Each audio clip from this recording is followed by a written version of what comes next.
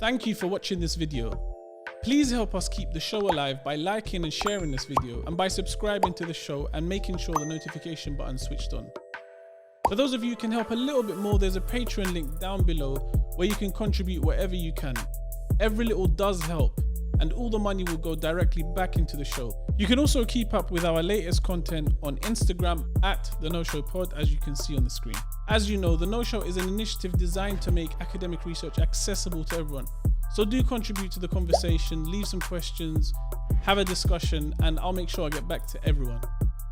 So Stacey, thank you so much for joining me on The No Show. I'm really pleased to have you. It's a pleasure to be here. So just as an introduction, could you sort of talk us how you got to researching art collecting? So I started researching art collecting after I became the curator of a museum that was founded by an art collector. Back in 1995, I joined the museum that's known as the Percival David Foundation of Chinese Art, which was until recently located at SOAS in the University of London. And that museum had been founded in 1950 by a gentleman called Sir Percival David, who in the field of Asian art is considered one of the most important collectors of Chinese ceramics, and in some cases paintings in history, effectively.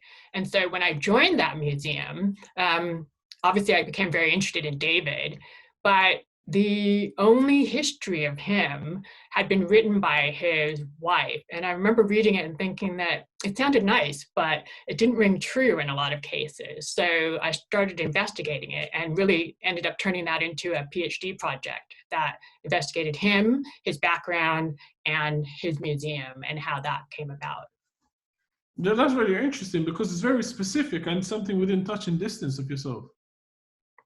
Yes, and it was an interesting process too, because before me, it didn't appear that anyone had really thought to look closely at David and his family background. And what I discovered was something that really changed my entire perspective on him, and then led me to further studies of people like him who were collecting Asian art. And that is, he was a member of the Sassoon family, but this had never been raised before.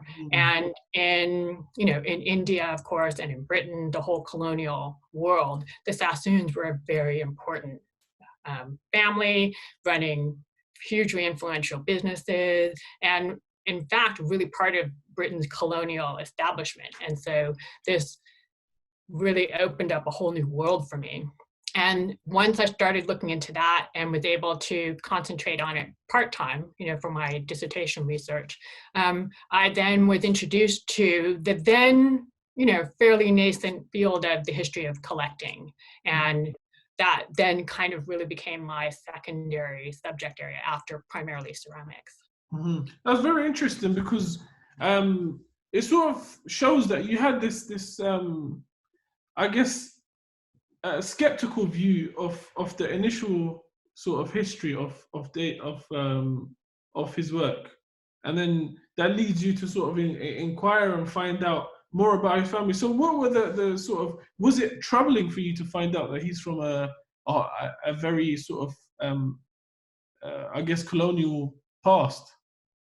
Not at all, because I suspected that had to be the case, considering that he was actively collecting in the first half of the 20th century, that he was domiciled in India, but he wasn't British. So, I didn't see it as him being necessarily a colonial collector. I mean, he was in fact, many ways, a colonial subject. But I actually also discovered something that I felt had been overlooked about him that was crucial to his identity and his family, and that the family was Jewish, and very proud of, over the years, their Jewish heritage. And so what bothered me is that this had not really been acknowledged. And I'm sure there were lots of reasons for that, but I think I'm very encouraged now that there are specialist research projects focusing on Jewish collecting and Jewish collectors, and that, David can be a small part of that. But his Jewish identity meant that he was doing very important things in the Second World War Mhm. anonymously that had not been recognized before. And so, in fact, finding out all these things about him made me realize that he was representative of a whole category of collector that had never been looked at before. So where did his sort of interest in Chinese ceramics come from? Well, that was hard for me to determine, but eventually I tracked it down because the big problem with David is he did not keep a personal archive. And so I had to look kind of everywhere and anywhere for any kind of documentation of his activities. And I did find a passing reference that said that after he moved to Britain, when he married, as it happens, his first cousin, they moved to Britain after their wedding in 1913. He was visiting a relative on the South Coast, and I think he meant Brighton. And while visiting a relative, he saw some Chinese porcelain on the mantelpiece and instantly became intrigued by it. And that was sort of kind of the originary moment for his collecting of Chinese ceramics. Mm-hmm. That's quite interesting. And then then he went on to become a collector. So in sort of the course of your PhD, in sort of uncovering the past that led to David, having these collections, did you start to figure out that there was more than just David who was interested in this as an art collector? More to him than just being an art collector? No, I mean, were there more collectors, or did the PhD just focus primarily on David? So it focuses primarily on David, but David was just a starting point. So I looked into, what was his collecting world? What was he buying? Who was he buying it from? Where was he acquiring most of his pieces? Because as a member of the Sassoon family, he had a very wide international network. He became chairman of his family company in the 1920s, and then was traveling around all of the Asian world as a result of that, buying there. I also looked at numerous art-related philanthropic activities that he was engaged in, which really helped me to see his life in Britain in a different way, but also just how actively he participated in the art world at the time that he was collecting. Mm-hmm. And what was the art world like at the time when he was collecting? What was the collecting world like? Well, when he was collecting, so, if we believe that comment, he first started buying actively in 1914. And he was buying in London for the most part at that time. And at that time, their art world was really developing in London, even though this also coincides with the First World War. So there were a couple of collecting groups, the one of which I wrote a book about, that he was involved in, that helped to provide a location for collectors who could share their work. There were magazines being founded, like the Burlington magazine, which is an art history magazine. Museums were actively collecting objects. And it was a fairly active art market at that time as well. I mean, eventually this would become disrupted by the war. But after 1918, it then picked up, and he really started collecting a lot more too. But then he also had access to the rest of the world.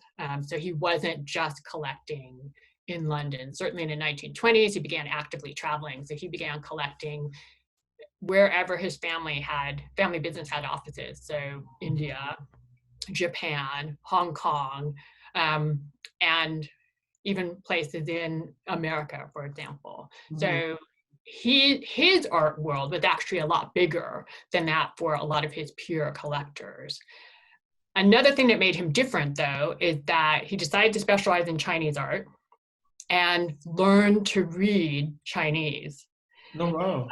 I still don't know who taught him, but it's very obvious from his other collecting area, which was rare Chinese books, some of which he wrote notes about, and you could see he was translating some of the text. And the oldest book was from the 14th century. So he was learning classical Chinese. And that really set him apart from his peers.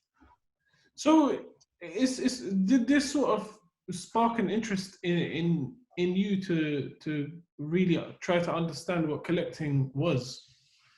Yes, he was really the starting point, because in looking at him and in looking at his, very broad collecting world, I found out about his peer collectors, and who he was collecting, the people collecting in the past whose collections that he was buying up at auction, for example.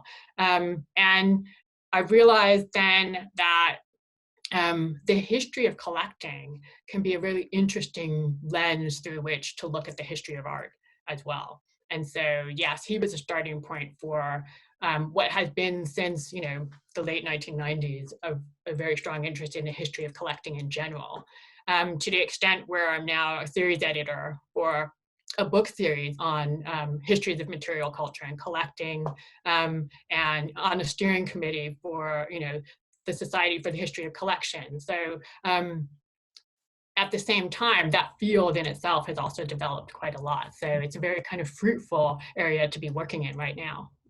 I think it's also very interesting, just from an outsider's perspective. I think it's fascinating because I think knowing the nature of art collecting tells you so much more than just what they were collecting and why they were collecting it. It sort of paints a picture of the environment at the time. Yeah, sure. I mean, it actually in many ways is a sociological study that involves art and, people, not just people buying art, but people appreciating art, people living with art. And also, we can't forget that we need to look at the impact that collecting has on the artworks and how people respond to those artworks in terms of display, what they write about them. So it also tells us a lot about intellectual history at the same time. Mm-hmm. And that's absolutely true. And I think the work that you most recently have been doing, or I don't know if it's the most recent work, but the work that you did on sort of these the gentlemen's club that looked at or that were all active collectors, this must have sort of opened up a whole new world for you. It did. At times, the world felt way too big, I have to admit. But because when I started that project, I had no idea just how long-lasting the club was and how many members there were, and just how influential their activities were. Sorry to cut you off. What was this club called? It was called the Burlington Fine Arts Club. Okay. And it was located near Burlington House, which houses the Royal Academy, which is why they call themselves that. And what did sort of this club entail? What did it entail? Well, it was effectively a gentleman's club, but the members were all brought together because A, they were wealthy, and B, they were art collectors, and they collected anything and everything, prints, old master pictures, Chinese ceramics, Indian art, what they called Persian art. I mean, Egyptian art was very popular with that group. And their main activity was, apart from eating and drinking in the club, was mounting themed exhibitions twice a year. And the members are really important members of society too. And they have to be wealthy to join because there's a fee to pay. And you have to be invited to join and accepted. Yet there was no hierarchy within it. Everyone was expected to contribute to the exhibition, to help write the catalogs. And these catalogs of the exhibitions are extraordinary records of what they collected, who was collecting these things, and what they thought about these objects. What did they think was Persian art in 1888? And so that turned out to be a mountain of material to kind of process, but underneath it, a real gold mine. So who were some of these people that were involved in this club? Well, there were over 1,000 members in its kind of Wow. 90-year history, but generally speaking, the categories of members were members of parliament, aristocrats, sometimes one and the same, prominent bankers and businessmen, art critics, artists themselves, as well as writers and people who were actively engaged in the arts in general, as well as museum professionals, directors, and curators. So just to give you a kind of flavor of the membership, among the famous members were, starting in the 19th century, the painter Whistler, his friend, sometimes frenemy, the painter Rossetti, Howard Carter from the famous Tutankhamun expedition was a member, as was Lord Carnarvon, who paid for the whole thing. The banker, J.P. Morgan, the critic, Roger Fry, and the writer, George Bernard Shaw, for example. Oh, those are big Yeah. names. But no women, of course. Women were not allowed to be members, nor were what they referred to as dealers. And I discovered that what they meant by that, they didn't want anybody actively engaged in trade. But that was a common condition of gentlemen's clubs in London in the 19th century. Mm-hmm. Oh, why was that? Is it just for them to get away from sort of just to appreciate the art and stay away from business? Yeah, I mean, gentlemen's clubs, provided and do provide, many different types of services, but often they're seen as the kind of appropriate, comfortable place that is a home away from home, where only select people are members, right? They will have a bar, they have a restaurant, as did the Burlington Club in Savile Row, but also it's where like-minded people can meet. And there's no pressure. There's no competition, if you will. And that was true of the Burlington Fine Arts Club. So they were also members of other clubs, so they would have known each other from other environments as well. But they joined this particular one because of its focus on art and the opportunity it gave them to show their collections and share their collections with what they considered to be like-minded people. And what were these themed exhibitions that they put up?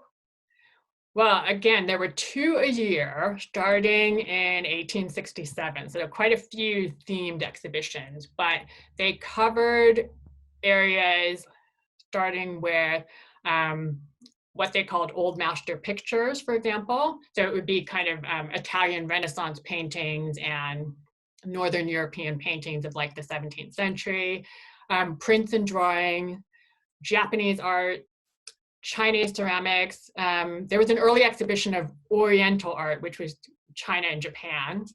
It covered books. A lot of them were book collectors, so there were kind of exhibitions of rare books. There were exhibitions of Persian art, as they called it, Egyptian art, which really was on the back of the kind of Egypt mania craze of the 19th century, Indian art, what they called primitive art, which was a big category that included material from Africa as well as the Pacific and the Americas. Just a huge range of themes were covered, and that reflected what was in the members' collections. That's very interesting. In that they were sort of engaged, and these are big names. I mean, these are not just random people. These are sort of the I guess the power base of society at the time. Yeah, that's a perfect way to put it. And what's extraordinary is that they had such a distinctive and emphatic role in the development of art history, yet nobody would ever consider them part of that in writing, their biographies or their histories. And I don't think anyone would have put these people together as part of a really influential group of individuals who happened to have a huge impact on the art world at that time and continue to have an impact. Their collections and exhibitions are constantly being cited in auction house provenance listings for objects that come up. But sorry, just out of curiosity, is this club still in existence? No, unfortunately, it didn't really survive the Second World War, so they finally wound up in 1950. Any money they had left over, they gave to what now called the National Art Fund, but it was called the National Art Collections Fund, which is dedicated to saving works of art for the nation, which was also founded by members of the Burlington Fine Arts Club in the early 20th century. Oh, that's very interesting. And within this club, were there any ceramics, Chinese ceramics collectors? Yes.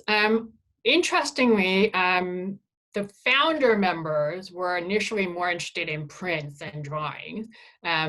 However, almost everybody, whatever their primary interest was, also owned ceramics. So it was Chinese ceramics that appeared perhaps most frequently in their collection, just because there was so much of it around at the time. And these are very wealthy people, so they had Chinese ceramics in their country houses, for example. They kind of lived with Chinese ceramics and used them. But a number of members also collected ceramics from the Middle East. So one prominent member was the painter Lord Leighton, who had this wonderful house in Holland Park in London called Leighton House, which is a kind of fantasy Arab house in the middle of Kensington. And it's decorated with wonderful tiles from, I think most of them are Ottoman, and full of ceramics from various places in the Middle East, including the Ottoman world, as well as there are a lot of Persian ceramics. And so people like him, who's a prominent artist, is also actively collecting ceramics. And there wasn't a hierarchy of materials necessarily, so it wasn't seen as contradictory to be, say, a collector of Italian Renaissance painting, as well as Persian ceramics or Chinese ceramics. And was there a period in time where the interest in Chinese ceramics sort of expanded into like sort of broader society, to the point where, people collect China?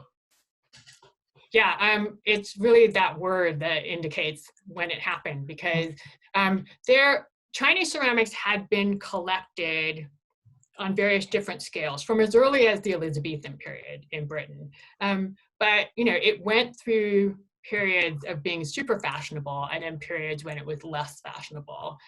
The last period in which it became super popular was referred to as China Mania, around 1875. And so many people were collecting Chinese ceramics, mainly blue and white porcelain, and being pictured with it, that there were caricatures of collectors, and particularly the men who were enamored with Chinese ceramics, like Oscar Wilde, who wrote satires of this.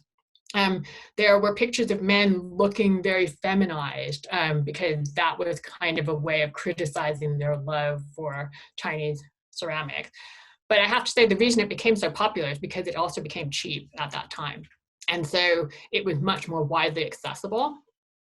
And it's clear that there was also an interest in China that emerged, within the decade before that, that was a result of the unfortunately disastrous sacking and plunder of one of the summer palace, one of the Chinese palaces in the 1860s, which brought a lot of Chinese ceramics and other works of art of imperial quality onto the art market. And that also began to generate more interest in China and Chinese things. And so it all really kind of came to a head in the 1870s. And so there was sort of China Mania. When did it go to sort of, was there a period where the opposite happened, where people sort of completely began ignoring it? About a century before that, well, around 1800, Chinese porcelain became very unfashionable. And that's because the design movement that it was associated with had also become unfashionable. So what what it was associated with was something called chinoiserie and this design movement known as Rococo, which is very feminine, very decorative. And that fell out of favor after neoclassicism, which was a kind of much more masculine design style referencing the classical path that became the kind of de rigueur style of that time. And so in association, Chinese porcelain by some people was considered to be old-fashioned, not contemporary. And you can see this in even the ceramics being made by companies like Wedgwood, who all of a sudden start making imitation kind of Roman and Greek vases, for example, as opposed to the earlier ones, which were more Chinese in style. So that was one period where Chinese porcelain really fell out of favor. And then later, so after about 1910, Chinese porcelain that was fashionable in the 19th century became very unfashionable because there were people like Percival David who began collecting ceramics from China, so not made for foreign consumers, which the assumption was that everything that came out of China before that was made for foreigners, it's export. But people like David and his predecessors were beginning to be really interested in things that they considered more authentic because they were made for Chinese consumers. And so that was a time when, really fancy Chinese porcelain was really unfashionable, certainly amongst these people who began to really shape the study of Chinese art in this country as well at the same time. So was there Chinese collection? Did people collect Chinese ceramics in China? Yes, for sure. They collected Chinese ceramics and they wrote about Chinese ceramics, but there were certain distinctions made. Contemporary ceramics, that is, let's say you're a collector in Ming China in 1573. Ceramics made at that time were not considered objects for collecting. The ones that were the ones that were antique. And so they were collected as antiques, not necessarily as ceramics, if that makes sense. Whereas in Britain, the fact that they assumed everything was porcelain, but the fact that it was porcelain was what made it really collectible. They weren't necessarily that interested in China until people like David started really kind of locating authenticity in Chinese goods made for China. And that was really because also he's buying all these classical Chinese texts, and most of them were texts about China and art consumption in China, written in China. So he was using these as a kind of guide for collecting. And so of course he's not going to even think about fancy Chinese porcelain, that was so popular in the 19th century. So where do you where do you hope to take your research from here? Well, I think I'm moving more towards, continuing with collecting studies. But as I said in the beginning, trying to really kind of decenter it, because I feel that the current emphasis in collecting studies is very much on collecting the other. And I really think we need to turn the lens around to look at indigenous collecting, if you will, so that it's not always exceptionalizing other cultures and other cultural practices through art collecting. That's one thing. So I will continue with that. And my book chapter that's in press really starts to do that by doing this comparative study of collecting in China at the same time as Chinese art is being collected outside of China. I'm also working on a single object study, which brings together the history of Chinese ceramics as well as collecting, but also the impact of collecting on object identities. So I'm working on a study of something called Dr. Johnson's teapot, which is a Chinese teapot of the early 18th century that was made for export, that is on display in the British Museum normally, and is labeled Dr. Johnson's teapot. And I'm writing what will become a book project on this teapot because its history of ownership is fairly well documented, and it's extremely interesting in terms of who owned it and why.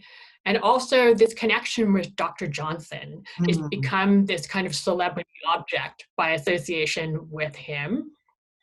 Even though, as it turns out, there are museums all over the UK that have Dr. Johnson teapots. So it's not just that teapot. So that's sort of a new project that I'm looking at. Oh, they sound really interesting. I mean, they sound like they contain so much more than just art history, and it's also a chamber in which you can sort of really try to understand society in general. Yeah, I mean, that's what really attracted me to art history in the first place, I think, is that obviously I'm interested in history, and I'm also interested in objects and their materials, but in one discipline, it brings together, like you said, so many different aspects of human life and human history that, yeah, I just find it fascinating. I think it's amazing. I think your work's amazing, honestly, and I think it's really, that like you've gone through the lengths of really trying to understand a certain history, and I think it's going to benefit just in the bigger schemes of things. It's going to help us to understand sort of art put art in a lot more context, as opposed to sort of it being what such and such person collected this and that. Right. And so just putting it in context really does help it. So I think your work is incredible. Oh, thank you very much. And if I could end this by saying, one way you can look at it is it's a work of art. It's like a time machine, because it really is a physical connection to the past, and that's why art history can be so fascinating. And I hope to convert more people to art history, because I don't think people realize that that's actually what we do as art historians. Absolutely, absolutely. Where can people find you online? Where can people find me online? They can find me on my my work webpage. So if you go to soas.ac.uk/Stacey Pierson, you can find me there. I am also on Twitter, but not very active. So you can find me at SJ Pierson. And I'm on Instagram and Facebook. So I'm online in a lot of different places. If you send me over the links after the show, I'll link it onto all the episodes so people can have direct access to it. Okay, great. Stacey, thank you so much for joining me, and I definitely hope to have you on soon when the book comes out. Yeah, excellent. Thank you for watching this video. Please help us keep the show alive by liking and sharing this video, and by subscribing to the show and making sure the notification button is switched on. For those of you who can help a little bit more, there's a Patreon link down below where you can contribute whatever you can. Every little does help, and all the money will go directly back into the show. You can also keep up with our latest content on Instagram at The No Show Pod, as you can see on the screen. As you know, The No Show is an initiative designed to make academic research accessible to everyone. So do contribute to the conversation, leave some questions, have a discussion, and I'll make sure I get back to everyone.